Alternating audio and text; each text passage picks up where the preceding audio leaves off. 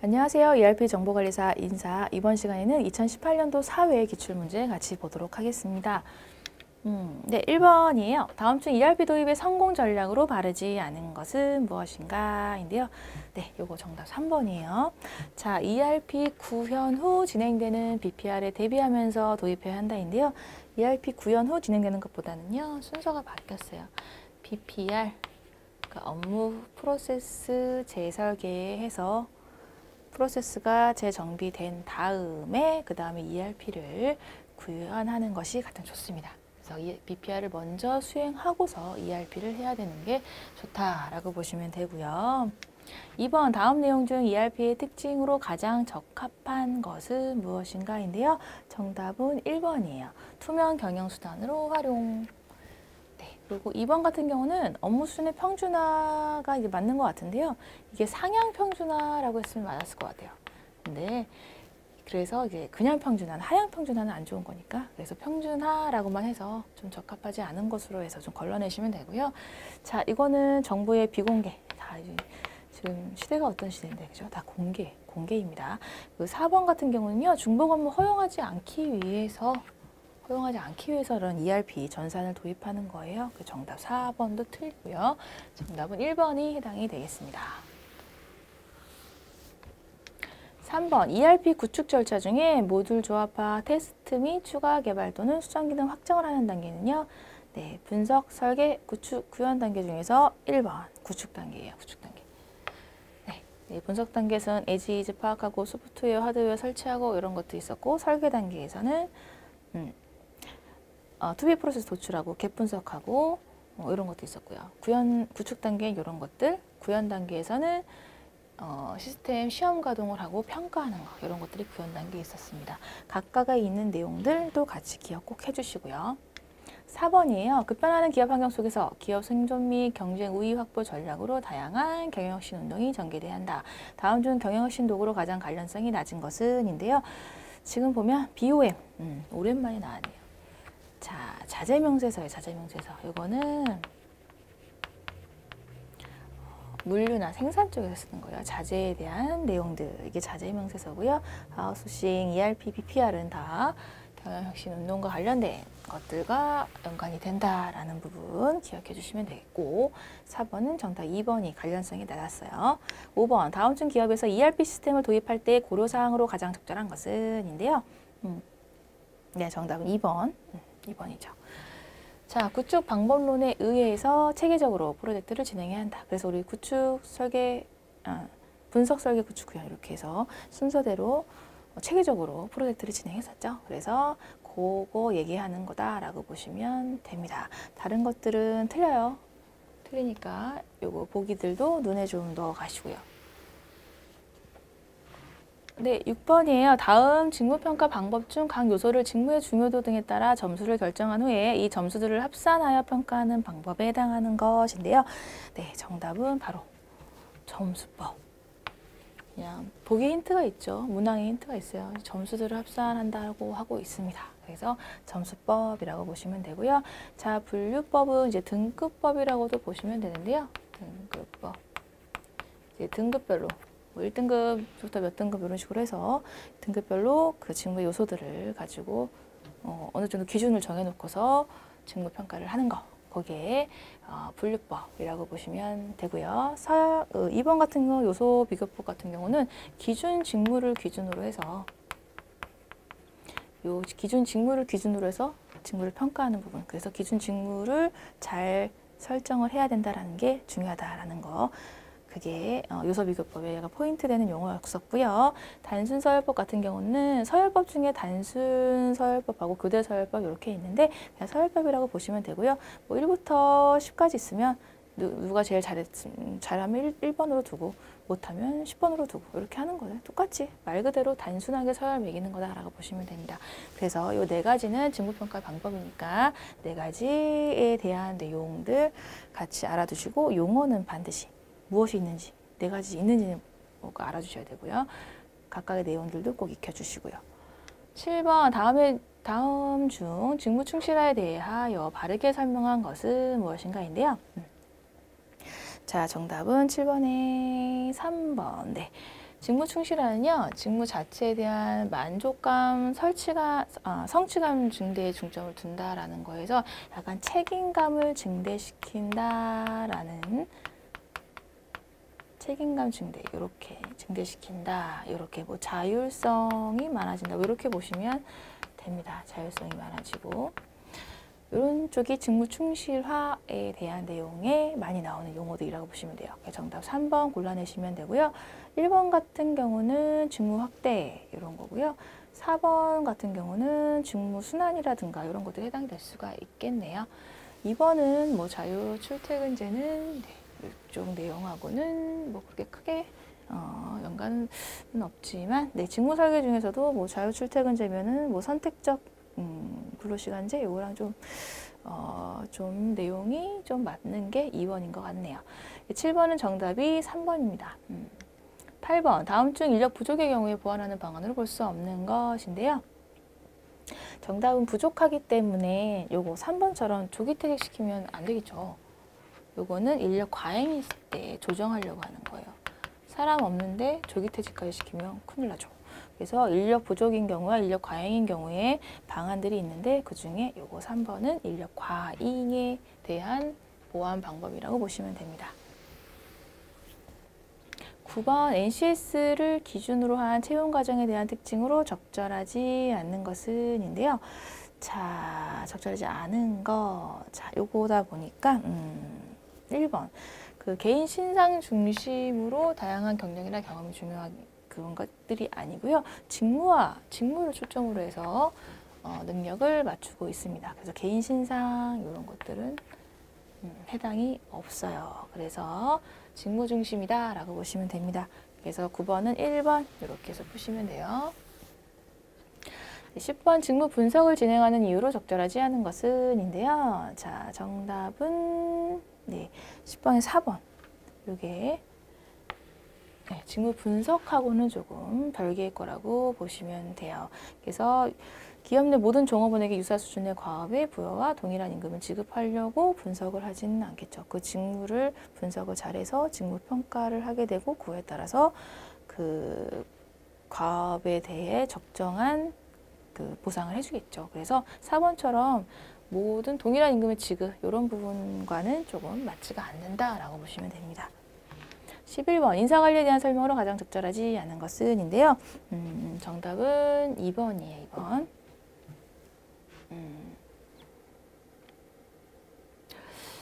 정답은 성적 감소할 전망이다. 2번. 네, 맞아요. 자동화 시스템이 된다고 해서 인적 자원의 중요성이 감소되지는 않고요. 오히려 자동화 시스템 발달이 되면서 이제 인적 자원을 조금 더 효율적으로 능력 있는 인재들을 써야겠죠. 그래서 단순한 거는 자동화 시스템이 하지만 조금 더 효과적으로 그 부분에 대해서 경력이나 능력 있는 인적 자원을 더 발굴해야 되고 개발시켜야 되기 때문에 인적 자원의 중요성이 감소할 게 아니라 오히려 증대되고 있는 쪽이죠. 그래서 감소한다라는 거가 틀립니다. 네, 그 11번, 2번 그렇게 골라내시면 되고요. 12번, 다음 보기가 설명하는 용어는 무엇인가? 자, 각 직무의 중요성, 곤란도, 위험도 등을 평가해서 타 직무와 비교한 직무의 상대적 가치, 상대적 가치 나왔네요. 그럼 직무 평가구나 라고 바로 골라내시면 됩니다. 네, 그리고 3번 직무 설계 같은 경우는 직무를 재조정하거나 뭐 그런 것들이 직무 설계에 대한 내용이겠고요. 직무는 말고 직무 연구하는 게 연구, 인사고과는 그 사람이 한 업무에 대해서 평가를 하고 고가하는 게 인사고과에 해당되는 내용이겠죠. 그래서 정답은 12번은 1번이에요. 직무의 상대적 가치를 정하는 거는 직무평가. 13번 인적자원의 모집관리에 대한 설명으로 가장 적절하지 않은 것은 인데요. 정답은 13번에 4번. 4번입니다. 자, 모집관리는 사외 모집과 사내 모집이 있는데요. 그중에 종업원 경력 개발 및 동기부여를 위해서는 사회 모집, 외부에서 모집하는 것보다 사내에서 모집하고 자, 좋은 조건으로 승진을 시키거나 좋은 조건으로 채용을 시키면 또 종업원들이 사기가 진작이 되겠죠. 그래서 사내 모집 방법이 적절합니다. 그래서 정답은 4번 사회 모집 방법이 적절하다는 게 틀렸습니다. 다른 보기들도 읽어가시고요. 14번 다음 보기에 설명하는 용어를 쓰시오. 자, 직무 분석의 결과 산출된 직무 기술서를 근거로 직무 요건 중 인적 요건 중심으로 딱 나왔네요. 인적 요건 중심. 그럼 직무 명세서구나. 바로 써 내려가시면 됩니다. 14번은 정답 직무 명세서예요. 인적 요건에 초점을 맞췄다. 직무 명세서. 15번 다음 중 교육 훈련의 목적으로 가장 거리가 먼 것은 인데요. 자, 요거는 직원 연봉 상승은 교육 훈련의 목적과는 조금 좀 거리가 멀죠. 교육 훈련을 했다고 해서 바로 연봉이 상승되는 건 아니니까. 그래서 정답은 4번. 이렇게 고르시면 되고요. 16번 다음 중 직장 내 훈련과 직장 외 훈련의 장점으로 적절하지 않는 것인데요. 자, 직장 내 훈련 같은 경우는 내 상사로부터 바로 그 실무에 적합한 내용들을 훈련을 바로 옆에서 받게 되는 게 직장 내 훈련이다 보니 자, 현실적인 교육 훈련도 가능하고요.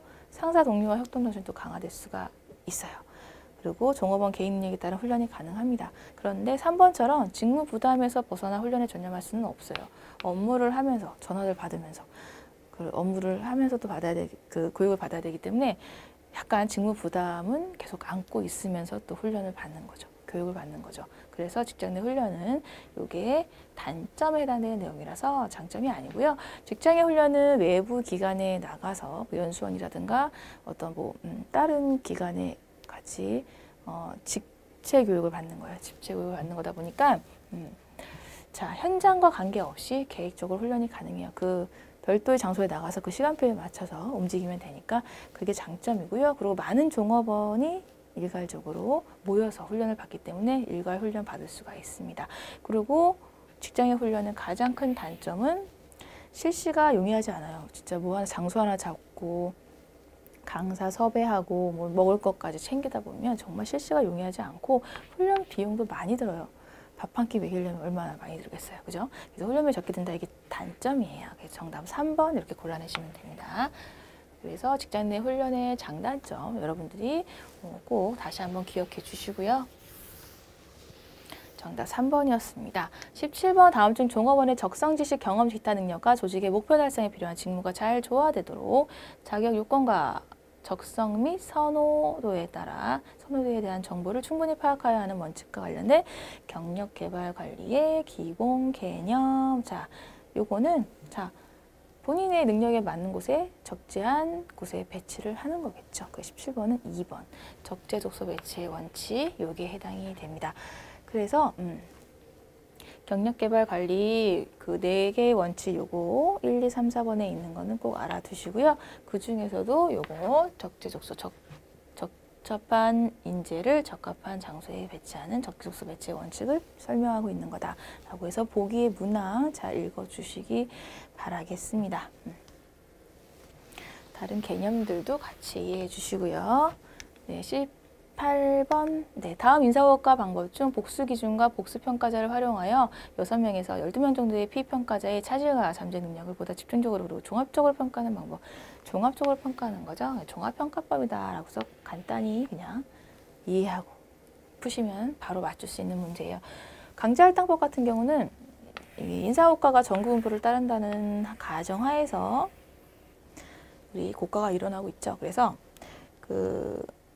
S, A, B, C, D라는 고과가 있을 경우에 고과 점수가 있을 경우에 자, 좋은 쪽으로 몰리는 관대화 경향, 나쁜 쪽으로 몰리는 가혹화 경향, 그리고 중간에 모이는 중심화 경향을 모두 배제하기 위해서 강제할당법을 사용한다라고 했습니다. 그 얘기가 강제할당법.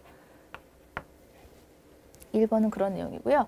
그리고 3번 목표의향관리법 MBO. 요거는 상사랑 내가 목표를 정해놓고서 그 목표에 이루도록 열심히 으쌰으쌰 하는 거, 그거다. 그거를 보시면 되고, 중요사건 기술법 같은 경우는 평소에 그런 중요한 사건이 있었을 때마다 기록을 해뒀다가 평가하는 거, 인사고과 할 때 평가하는 거다라고 보시면 됩니다. 정답은 요거는 4번이었어요. 19번 다음 보기가 설명하는 조직개발 기법. 자, 조직개발 기법이 2018년 3회 기출부터 새로이 들어가기 때문에 새로운 신용어들이 계속 아마 나올 거예요. 그래서 지금 이것도 그런 내용이라고 보시면 되고 이거는 기출 풀면서 이참에 그냥 외우고 가시면 되는 부분이니까 너무 부담 갖지 마시고 접근하시면 되겠습니다. 정답은 기억번 설문조사에 의한 방법으로 의견조사, 사기조사, 조직구조, 기술문제, 노사관계, 부서간 관계 등을 설문한 후 결과를 분석하여 당사자들에게 점검시키는 기법. 자, 점검한다는 거에서 우리는 피드백이라는 좀 이쪽으로 좀 포인트 용어를 하나 좀 잡을 수가 있겠죠. 니은번 강의 시청각 교육 역할 연계 방법의 피드백 강화 법칙을 적용하여 피교육자의 기술 향상 및 행동 개선을 가져오는 거. 자, 행동 개선이라는 거에서 행동 뭔가가 들어가지 않을까라고 해서 좀 푸실 수 있는 부분이 있었고요. 그래서 기읍번은 조직 진단 피드백 되겠고요. 니은번은 행동 모형화 이렇게 해서 19번은 3번 이렇게 해서 고르시면 되는 문제였습니다. 네, 브레인스토밍은 이제 적절한 소수가 모여서 아이디어 창출하는 게 브레인스토밍이죠. 그래서 요거는 전혀 관계가 없었으니까 일단 여기에서는 여러분들이 걸어내셨으면 되는 문제였고요. 그렇게 해서 좀 풀어나가시면 좋겠고요. 이참에 조직개발 기법에 대한 용어들 좀 외워가시면 되고요. 네, 20번입니다. 다음 보기의 괄호 안에 적절한 단어를 한글로 쓰시오. 괄호는 새로운 직무를 수행하게 함으로써 종업원의 능력 개발 및 동기부여를 할 수 있는 기회를 제공하기 위해 실시한다. 기업의 측면에서도 인적자를 적절하게 배치하여 노동 생산성 향상 유도할 수 있다. 자, 새로운 직무를 하게 한다는 거, 이런 것들은 전환 배치에 대한 내용. 전환 배치. 자, 이렇게 전환 배치를 써주시면 됩니다. 그래서 20번은 전환 배치 이렇게 푸시면 되고요. 21번 다음 중 각 임금체계에 대한 설명으로 가장 적절하지 않은 것은 인데요. 자, 요거 3번이에요. 자격급. 자격급은 이제 자격을 가진 거에 따라서 임금을 차별적으로 주는 게 자격급이고요. 지금 요거 근로자 개인의 근속연수에 따라서 주는 거는 연공급에 대한 내용이에요. 그래서 이거 자격급 아니에요. 그래서 틀렸고요. 다른 보기들은 다 맞는 내용들이니까 한번 좀 읽어가시면 되겠습니다. 네, 21번은 정답 3번이었고요. 22번 다음 보기에 설명하고 있는 임금제도는 자, 동일시간 동일임금 지급의 원칙에 따라서 근로자의 작업량 또는 근로시간에 비례하여 임금을 지급하는 제도는요. 고정급제. 그래서 고정급제이면서 또 시간급제라고도 얘기하죠. 그래서 고정급제. 그래서 근로시간에 비례해 준다 해서 시간급제라고 생각하시고 고정급제라고 푸시면 됩니다. 변동급제는 성과급제라고 보시면 되세요. 성과가 있는 경우에 임금이 많이 지급되고 성과가 없는 경우 임금이 지급되지 않는 거, 그런 거가 변동급제에 해당이 된다라고 보시면 되겠습니다. 뭐 기타 임금제는 인센티브제 이런 것들로 보시면 될 것 같고요. 특수임금제는 뭐 럭커 플랜, 스켈론 플랜, 순후임률제 이런 것들이 있을 수 있죠. 그래서 임금에 관한 내용들도 기억을 같이 해주시면 되겠습니다. 23번 임금관리에 대한 설명으로 적절하지 않은 것은인데요. 요거는 23번은 정답이 1번. 네, 요거 1번입니다. 근로자의 노동 및 근로에 대한 보상은 금전적 보상만을 말한다. 아니에요. 금전적인 것만 해당되지 않고요. 물적, 현물 보상도 다 해당이 됩니다. 그래서 1번 요거 금전적 보상만을 말하는 거 아닙니다. 네, 다른 보기들 다 맞는 내용들이니까 잘 읽어서 눈에 익혀주시고요. 24번 다음 중 4대 사회 보험이 아닌 것은 말이 꼬일 때가 있네요. 4대 사회 보험이 아닌 것은 자, 4개 아시죠? 그 고용보험, 국민건강보험, 국민연금, 산재보험 4개 있고요. 퇴직금 제도가 아니네요. 이거는 4대 사회 보험이 아니에요. 자, 국민연금 이렇게 해서 하나, 둘, 셋, 4개가 4대 보험이 되겠습니다. 그렇게 푸시면 되고요. 뭐 추가로 각각 푸실 때 포인트 되는 용어들 있었잖아요. 고용보험은 뭐 실업급여라든가 고용촉진이라든가 이런 용어들이 있었고 국민건강보험은 뭐 질병 예방이라든가 출산 이런 것들 산재보험 같은 경우는 업무상재해, 그리고 국민연금 같은 경우는 뭐 노령연금, 뭐 질병 이런 질병보다는 그 보험의 원리 이런 것들이 이제 국민연금에 해당되는 것들이었죠. 그런 포인트 되는 용어들도 좀 기억해 주시면 좋겠고요. 25번 다음 보기가 설명하는 것으로 적절한 것은 자, 근로자에게 정기적이고 일률적으로 소정근로 또는 총근로에 대해 지급하기로 정한 시간급, 1급, 주급, 월급, 도급금액. 자, 정기적, 일률적 나오면은 아, 통상임금이구나 라고 골라내시면 됩니다. 평균임금은 나오는 용어가 일정하죠. 사유기간 발생일 전 3개월간의 총임금을 총일순하는 거 이런 것들이 평균임금이었고요. 네. 자, 그 정도 알고 계시면 됩니다. 평균임금과 통상임금은 꼭 포인트 용어는 꼭 기억하세요. 잘 나오니까. 26번 다음 중 보기에서 괄호 안에 들어갈 국민연금 가입 대상자의 연령을 각각 순서대로 쓰시오. 자, 요거는 18세 이상 60세 미만. 네, 오랜만에 나왔습니다. 네, 18세 이상 60세 미만 국민연금 가입 대상 요거예요. 네, 27번. 다음 보기에 괄호 안에 적절한 용어를 쓰시오. 괄호는 원천인수 의무자가 근로자에게 지급한 1년간의 총 급여액에 대해 근로소득 세액을 종합과세 방법으로 세액을 정확하게 계산하여 확정한 후에 매월 급여를 지급할 때 원천인수나 하여 납부한 세액과 비교하여 과부족을 정산하는 절차. 과부족 정산. 아, 연말정산이구나. 곤란하시면 되겠죠. 쓰시면 되겠죠. 연말정산. 27번은 정답이 연말정산이에요. 그렇게 해서 네, 연말정산 푸시면 되고요. 28번 다음 중 상급단체인 산업별 연합단체가 하급단체인 기업별 노조나 기업 단위의 노조 지부와 공동으로 개별 기업의 사용자와 교섭하는 단체 교섭 방식. 자, 기업 단위의 노조 지부 그리고 개별 기업 사용자 교섭하는 거 이거 공동교섭에 해당됩니다. 공동교섭. 그래서 이거는 공동교섭이구나 라고 보시면 되는 부분.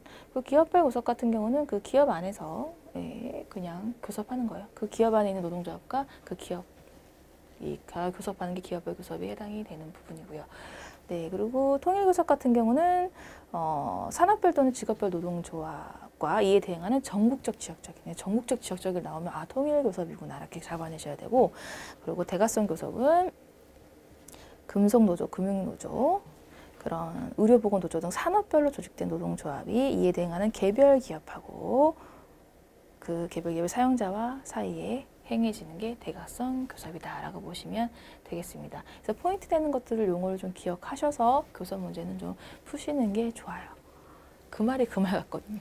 그러니까 포인트 되는 것들 좀 잡아서 외워주시기 바랄게요. 29번 다음 중 단체 협약의 기능이라고 볼 수 없는 것은 자, 단체 협약이죠. 예, 요거는 정답이 4번이네요. 자, 요거는 인간관계 쪽이라고는 조금 보기가 조금 어렵습니다. 단체 협약 같은 경우는 노동조합과 관련된 내용이다 보니까 인간관계 개선 쪽이라고는 조금 보기가 힘들어요. 그래서 단체 협약의 기능은 자, 평화적 기능, 근로조건 개선, 경영안전 기능 이런 것 좀 크게 좀 보시면 될 것 같고 4번이 틀리다라고 보시면 되겠습니다. 30번 다음 중 파업을 효과적으로 하기 위해 근로희망자들의 사업장 또는 공장의 출입을 저지하고 파업 참여에 협력할 것을 호소하는 행위는 자, 요거는요 피켓팅에 대한 내용이에요.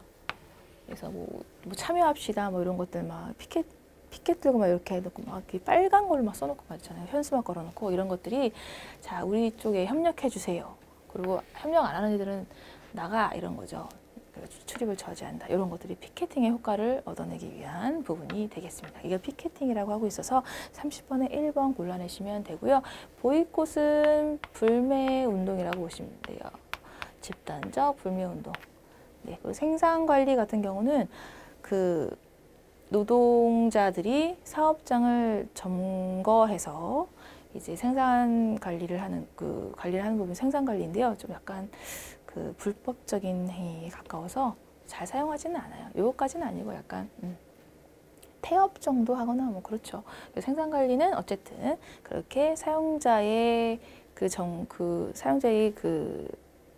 부분을 다 점거한다라고 보시면 됩니다.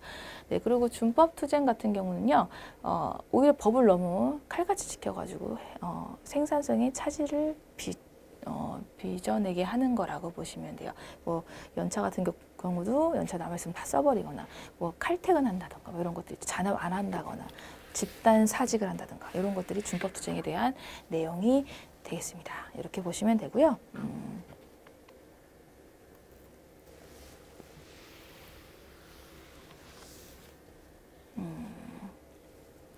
네, 31번. 다음 보기에서 기역, 니은에 해당하는 용어는, 자, 요거, 부당행위에 대한 내용들에 대한 거고요.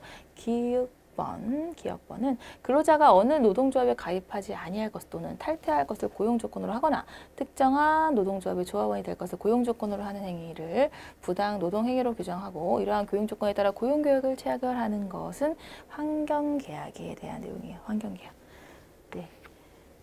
일단 1번 나왔는데 니은 번도 읽어보고서 판단할게요.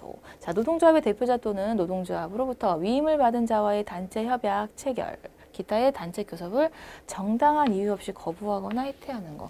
단체 교섭 거부하는 거죠. 네, 그래서 니은 번은 단체 교섭 거부. 그래서 정답 1번 여기 됩니다. 31번은 1번이고요. 32번 다음 보기의 괄호 안에 설명하는 단어로 적절한 것은 노동조합 및 노동관계조정법에 의하면 괄호란 파업, 태업, 직청폐쇄, 기타 노동관계 당사자가 그 주장을 관철할 목적으로 행하는 행위와 이에 대항하는 행위로서 업무의 정상적인 운영을 저해하는 행위 요거인데요. 이거 노동쟁이.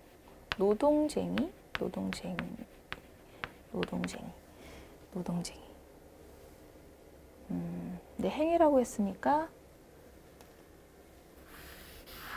쟁의 행위